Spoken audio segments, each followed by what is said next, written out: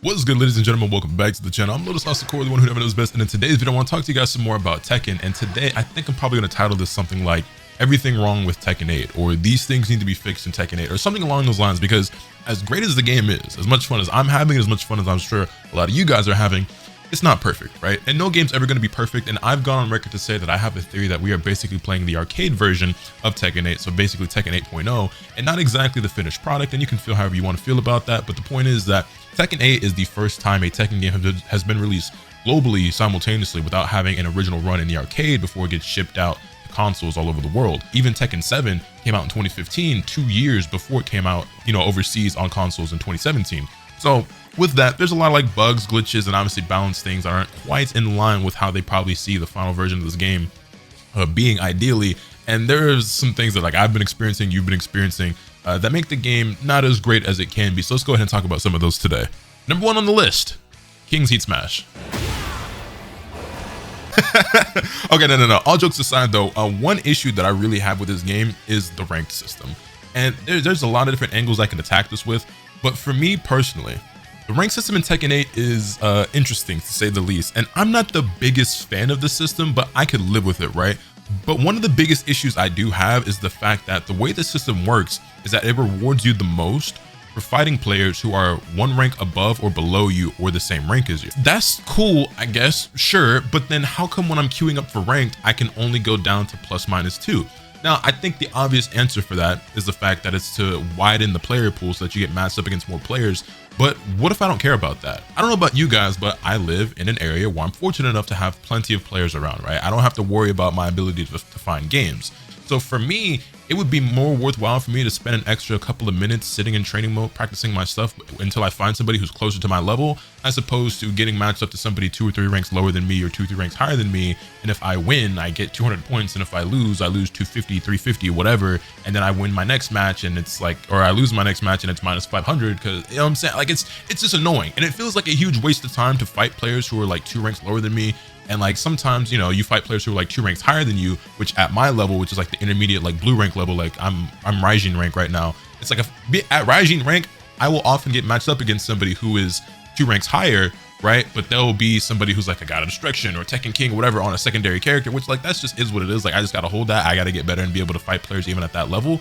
But it's like, damn, can I limit my odds of that happening a little bit just to see if I can get to that level and then go ahead, you know what I'm saying? Like it's just a pain in the ass, and it just feels like a huge waste of time when I'm fighting players who are like lower ranks, because it's just like I get no points if I win and I lose a decent chunk if I lose, and it's just like I just don't want to deal with it, and I don't think you guys do either. Also, the whole cheating, plugging, one and done, disconnecting, everything like that, this kind of goes hand in hand with each other. That I could put this kind of all together.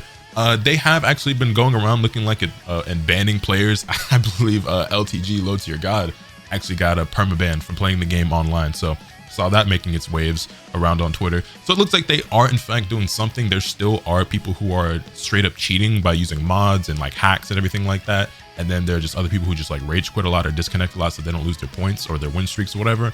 And like they have taken some action. There still is action left to be taken because there's some of those guys are still slipping through the cracks. Don't know how, don't know why.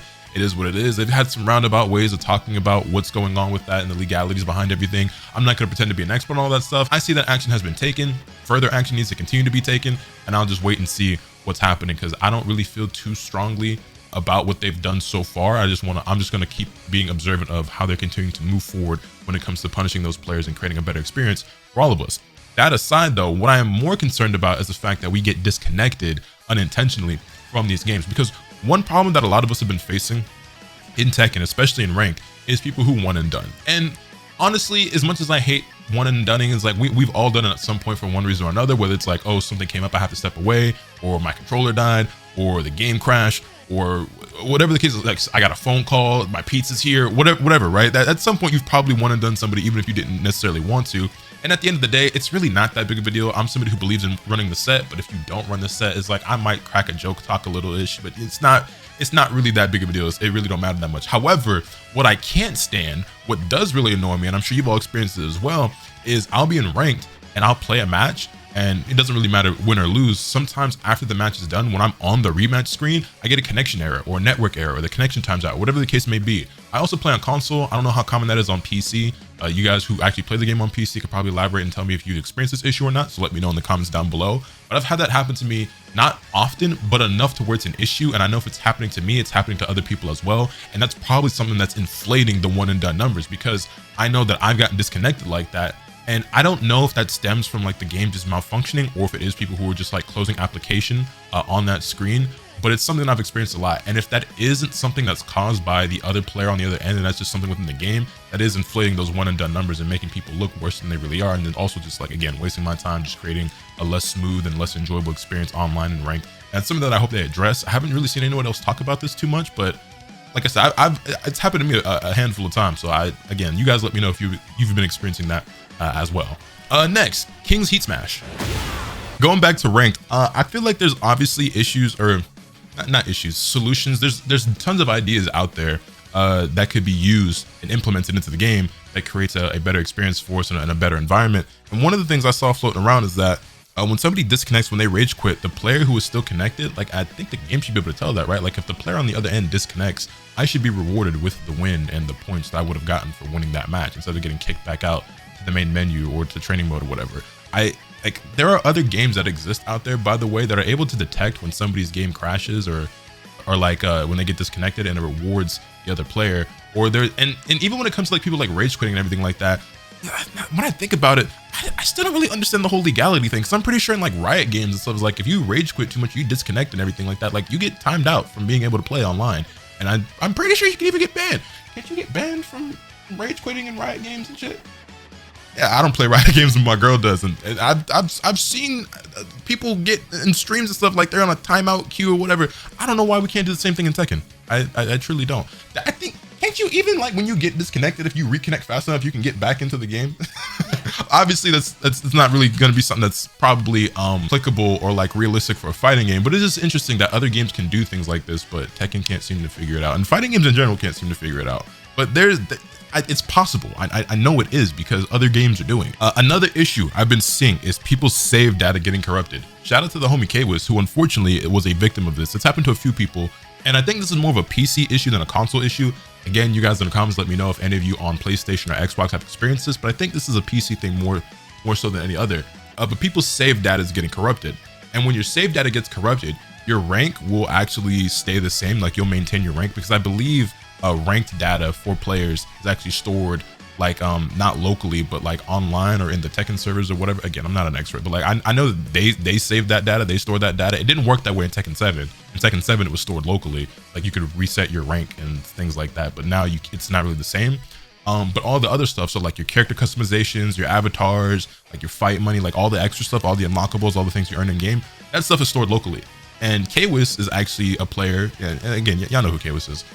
His save data got corrupted, so he's still, got a destruction rank, but when it comes to like his player panels, all his customs for all his characters, all his fight money, the auras, the panels, like all that stuff, it all got lost. And the only way for him to re-earn it would be to go do Super Ghost Battle and hit God of Destruction rank to get all his stuff back, which doesn't sound very fun at all. I don't know about you guys. I played Super Ghost Battle. It was cool or whatever, like the little arcade quest. It's a fun little thing. I appreciate the extra content. It was dope, but like I played through it once. I will never play through it again.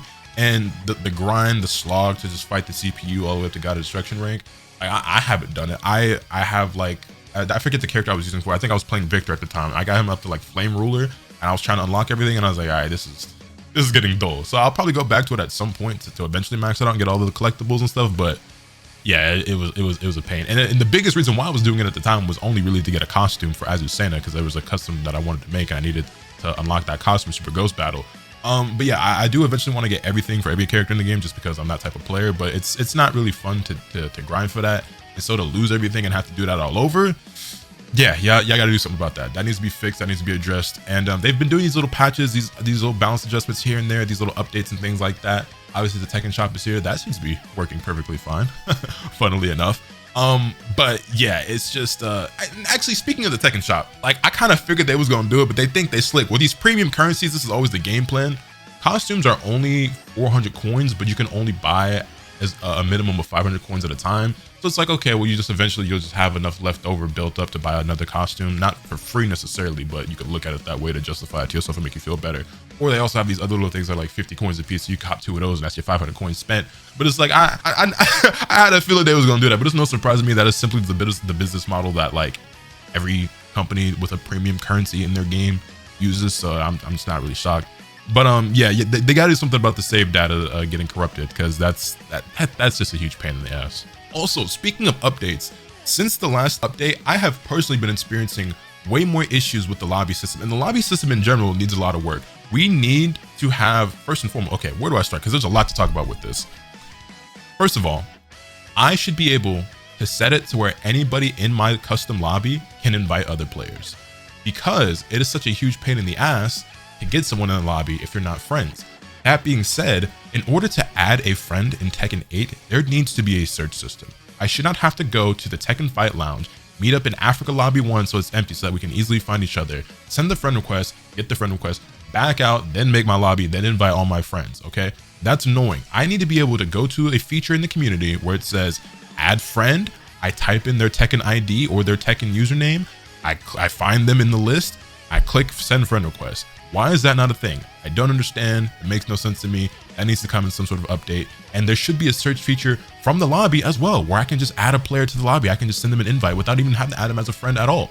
You know what I'm saying? Like, if you're gonna have the friend system, at least make it easy to use. Like, I don't understand this whole roundabout way where we have to do with my friends, where it's like, oh, we want to get this homie in, but like he's got him out as a friend, but I don't, but I'm the host. So now I have to leave the lobby so that he becomes the host, and then he can add a friend, invite them. It's like, bro, make it so that anybody can invite if they're in the lobby, and make it so that's a setting that you can toggle when you're creating the lobby in the first place. Only the host can invite, everyone can invite. That should be easy to do. And also there needs to be a search for friends option. Anyway, speaking of the lobbies themselves, since the last update, I feel like lobbies have been breaking way more, where players are getting like connection errors, they're timing out, getting kicked back to the main menu. I've been experiencing this a lot myself, where like I'll be in a match, and when we're about to get matched up against each other, when we're on like the splash screen showing our characters, the connection times out, I get kicked back to main menu.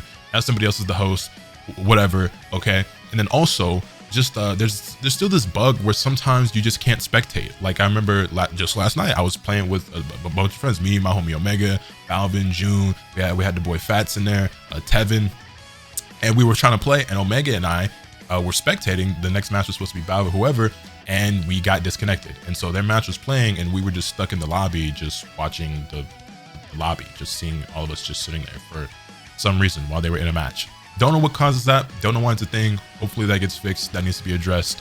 This is one of the many like little bugs or glitches or whatever that exist that I hope that they tackle sooner rather than later. Also, can we do something about King's Heat Smash? Another thing, the netcode in this game is interesting.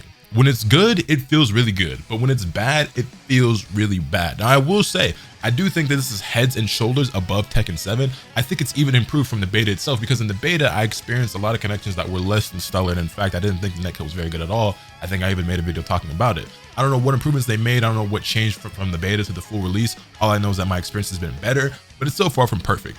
And I don't know what it is about this game and this netcode in particular, but something about Wi-Fi, it handles very poorly. Now, obviously, Wi-Fi is never ideal anyway. I'm wired both on my console and my PC. I got my router right here in my office. Right. And if you want to experience the best connectivity that you can and have the best online experience, you need to be hardwired via an Ethernet cable to your router, if at all possible, even if that means getting a 25, 50-foot cable and running it through the crib or whatever, right? But if you can't, like, I understand. Realistically, not every single person has that capability. Some people are making excuses, but it is what it is. The point is, for better or worse, there are players out there who are on Wi-Fi, and this game handles Wi-Fi way worse than other games I've played with rollback. Now, mind you, those aren't 3D games, so I don't know if that plays a factor, but when you compare it to Street Fighter 6 or Guilty Gear Strive or Melty Blood, or what other games have I played?